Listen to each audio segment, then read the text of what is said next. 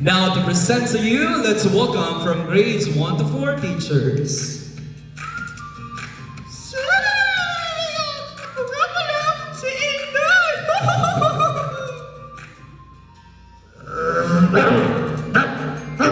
Ako nga pala si Crow. Ako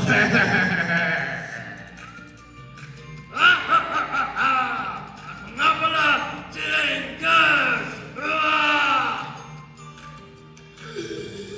Ako nga pala si Magdun.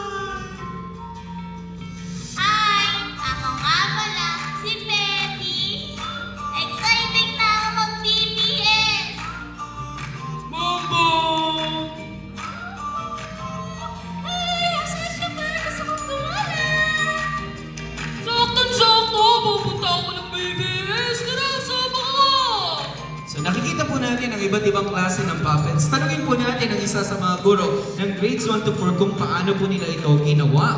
Teacher Navigators Elijah? Good morning, our navigators! So ito pong nakikita po ninyo ng mga puppet po ay gawang kamay lamang po ng ating po mga navigators and co-pilots. Very basic lang po lahat ng ito. Pwede po kayong gumamit ng mga papel, mga karton, makukulay na pintura at mga colored paper. Siyempre, nakikita nyo, pwede kayong gumawa kahit anong gusto nyo. Merong finger puppets, merong hand puppets, merong stick puppets, maliit man yan, o malaki! Kayong bahala kung anong gusto nyong puppet ang gusto nyong gawin. That's it, our teachers and navigators.